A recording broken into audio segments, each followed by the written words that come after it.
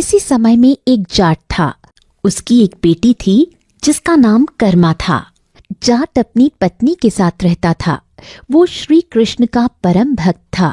रोज भगवान को भोग लगाता, तत्पश्चात भोजन करता। एक बार वो पत्नी के साथ तीर्थ यात्रा पर निकला। बेटी को श्री कृष्ण की पूजा सेवा के लिए घर पर ही छोड़ दिया। अगले दिन कर्मा जल्दी से उठी, नहा धोकर भगवान के लिए खिचड़ी बनाई। उसमें गुड़ और घी डालकर ठाकुर जी को भोग लगाया। उसके पश्चात घर में कामकाज में लग गई। सारे काम समाप्त करके जब मंदिर में आई तो देखा ठाकुर जी ने भोग नहीं खाया है। उसने कहा, ठाकुर जी आप खा लीजिए, माँ बाबा नहीं है, आपके खाने के पश्चात मैं भी खा लूंगी। ये कहकर फिर काम में लग गई। कुछ देर बाद लौटी तो देखा खाना वैसे ही पड़ा है। वो फिर बोली, माँ बाबा तीर्थ पर गए हैं, उनके भरोसे रहोगे तो भूखे ही रहोगे। इसी तरह मैं भी भूखी रहूंगी। सारा दिन भी बीत गया पर ठाकुर जी ने खाना नहीं खाया। कर्मा भी भूखी प्यासी मंदिर के सामने सो गई। तब सपने में ठाकुर जी आए और बोले, तुम पर्दा लगा दो तभी मैं भोग खाऊंगा। कर्मा की नींद खुल गई। उसने उठकर जल्दी से पर्दा लगा दिया। थोड़ी देर बाद उसने देखा कि ठाकुर जी ने भोग खा लिया था। कर्मा बोली, इतनी सी बात के लिए तुम भी भूखे रहे और मुझे भी भूखा रखा। अब रोज वो खिचड़ी बनाती और ठाकुर जी खा लेते। जब माँ बाबा लौटे तो उन्होंने कर्मा से पूछा, तुम ठाकुर जी को भोग लगाती थी?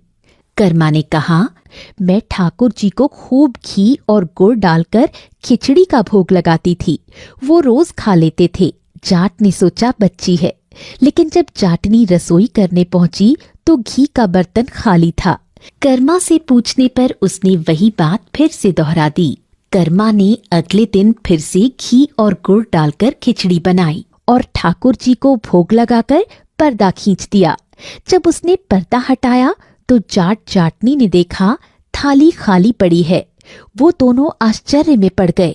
उनका मन श्रद्धा से भर गया। आंखों से आंसू बहने लगे। कर्मा की भक्ति देखकर वो अपने आप को धन्य मानने लगे। कर्मा का ये क्रम ऐसे ही चलता रहा। कुछ दिनों पश्चात उसके माता पिता चल बसे।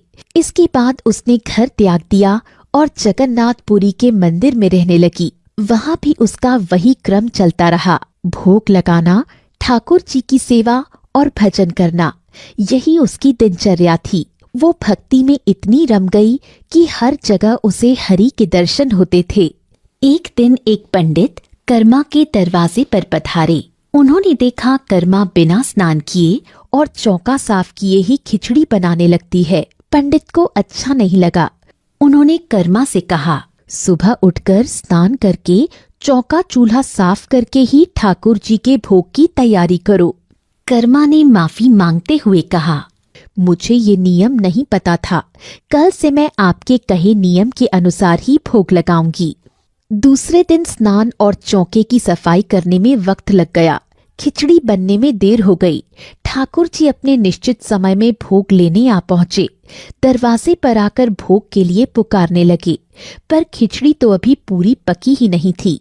थोड़ी देर बाद वो पुनः पधारे और फिर आवाज लगाई। कर्मा ने जल्दी से उनको खिचड़ी परोसी।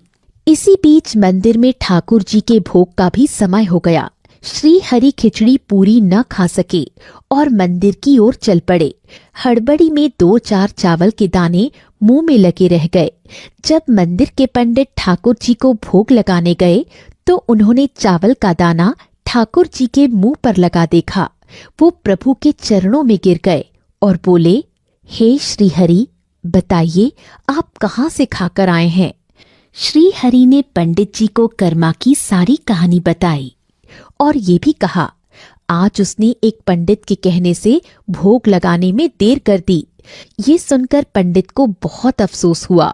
वो कर्मा के पास गए और उससे माफी मांगी। उसने कहा, तुम पहले की तरह ही भगवान को भोग लगाओ। कर्मा ने फिर से पुराने तरीके से ही भोग लगाना शुरू किया। जब तक जीवित रही रोज ठाकुर जी को भोग लगाती रही और प्रभु भोग खाते रहे।